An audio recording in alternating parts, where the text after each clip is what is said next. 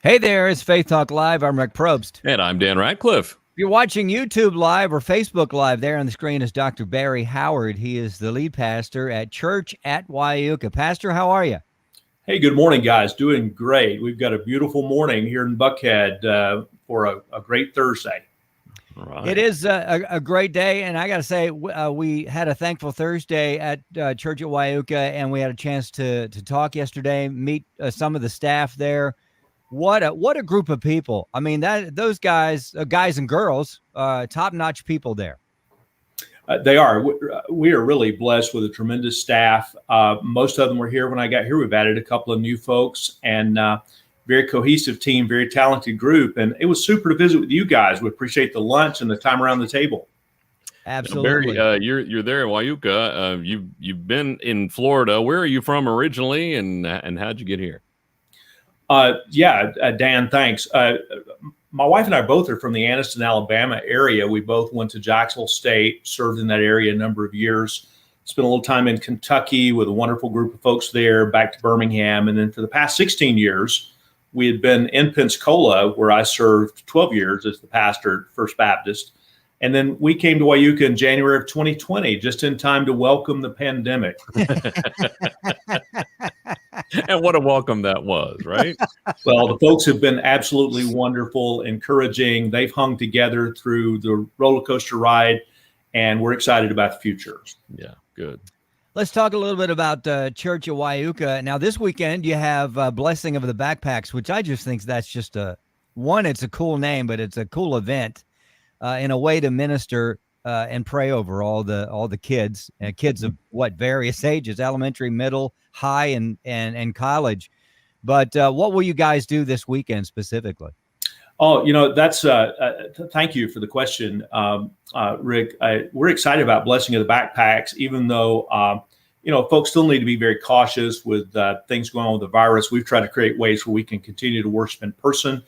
And so we're looking forward to a good group of students. The Blessing of the Backpacks will actually be for all of our students who are kindergarten through the 12th grade. We invite them to literally bring their backpacks, and we'll be praying over those symbolically. But our children's minister and our student ministry intern will be leading that portion of the service. We'll have a responsive prayer so the entire congregation gets to participate. In fact, all this month, we have a different prayer focus every month. Our prayer focus for August is appropriately praying for teachers and students. Mm-hmm. And so the whole congregation will join in the prayer, praying for teachers and students as we pray over these backpacks. And then the fun thing is after the service, I think we have the varsity food truck that's going to be out in the parking lot, and all of our families will have a place to sit outdoors or indoors and be able to grab some food and have some fellowship time together in a very safe way. That'll be awesome. Now, since you started and the pandemic followed you, you've probably seen a roller coaster of, as most churches have, of people coming, people not coming, and whatnot. Are things picking back up in person there at Wyuka? They did early in the summer. Last week when we had the surge, we have a lot of friends at the CDC. We have a lot of medical folks, and we have a wonderful day school and after school program. Camp Wyuka is known all over this part of town. And so we're being very vague. But I think we'll see just a light dip during the surge and hopefully pick up as we go in the fall and be getting on the road to embracing our future. Good. Dr. Barry Howard is the lead pastor at Church at Wyuka. It is there in Buckhead. I think, if I remember the year, it was 56 or 58 is when it was built, right, Doc? Rick, I think the church started in a school here in the area in 54 and then came onto the campus around 56. So you're right on target. And so the church has had a wonderful history. As most churches, it has a little scar tissue in that history. Sure. But the church is known far and wide and has had a wonderful ministry across the years. Now, you mentioned a little bit about your history. I mean, you've done some amazing things over the years in various cities and various states. So what do you think a couple of things that you've learned over the years? Well, first, thank you. I've been privileged to serve in a lot of great places. So there are a few things that happened positively that probably got associated with my name, but the real The real story is that I was just privileged to be there to witness God's work through wonderful congregations. I do think a couple of things that I learned, I wish I'd learned earlier in ministry that are certainly relevant for the post-pandemic church is one, that churches are called to be colleagues, not competitors. And probably on the downside of the church growth movement, churches got a little bit of a competitive edge where they thought they were competing with the other church down the road. And I certainly think church is more healthy when you perceive other churches as your colleagues. Yes. Even those on whom you may differ on some doctrinal matters, you're still working for the kingdom. So that's very important to me. The other thing I've learned is that church health is of ultimate importance. Church health comes before church growth. That healthy churches grow in healthy ways, unhealthy churches grow in unhealthy ways, and you may get bigger, but as you get bigger as an unhealthy church, your lack of health grows exponentially. So church health is extremely important for the church to really let out its mission in the kingdom. Wow, now, speaking of healthy, go ahead. No, I was just going to say, I didn't mean to interrupt you, but I love that quote. In fact, I'm going to write that down. I've got to share that. And I may steal it for another message that I've got to preach in the next month or so. But, I mean, there's so much depth in that thing because I think from what I've seen over the years is, there's been a lot of church growth. The depth really hasn't been there. And because of that, and health was not even an issue. Nobody thought about it. Well, the health of the church, basically. And then now we have effects over the years of just so many things that we probably could have cut off at the pass if we would have realized it. And I say we, all of us, it's not just one denomination, but I think there's so much depth in that statement there. I feel that, hey, maybe that's where we're all going now. We're looking at building the church as far as making it healthy. And as a result of that, then it will grow physically. Mm-hmm.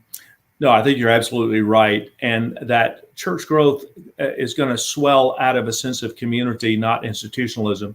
Mm-hmm. During the pandemic, I've spent a lot of time talking both to business leaders in the Buckhead area, but particularly to local residents, young adults who've been disconnected from the church. The majority of them raised in a church somewhere, but they left the church.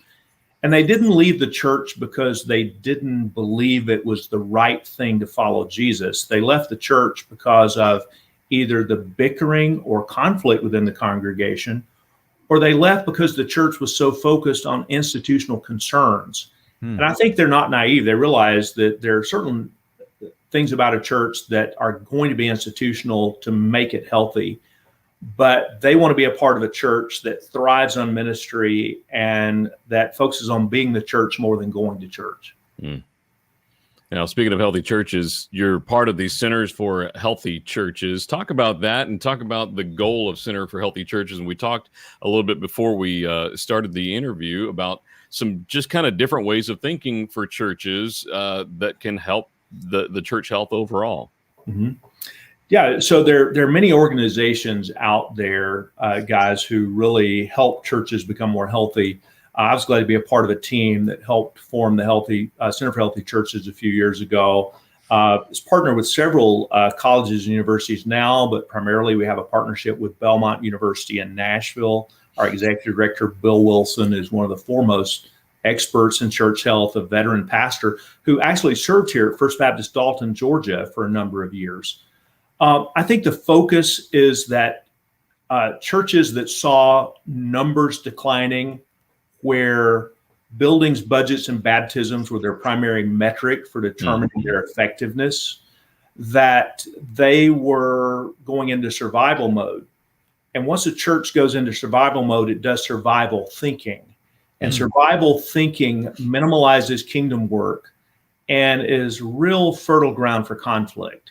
And so trying to help churches think through what can help us not just survive, but thrive.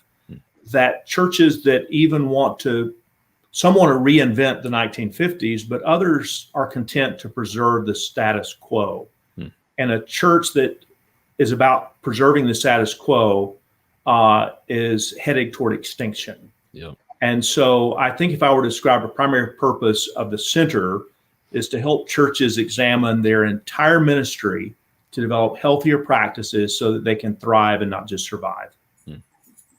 Dr. Barry Howard, lead pastor at Church of Wyuka, doing great things. The entire team doing great things there. We're so glad that you and Amanda are there at this time. And, sorry you had to come at a time when it was a pandemic, but somehow God does things like that. And it's like, wow, he puts the perfect person or people in that. And you know this, I'm preaching to the choir, at a time like this to take the church or the body to a place they've never been to before or needed to be. We got to take a break here in a second, but something you said, I think it was yesterday, or maybe you just said it, because I'm trying to write some things down. This is just really good stuff.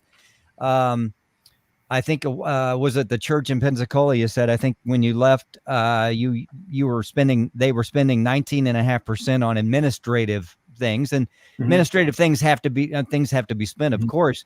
But yesterday you mentioned that it's sad sometimes that churches will spend so much money in that arena and then lessen their impact on missions. And something you said yesterday about missions, pouring more money into missions.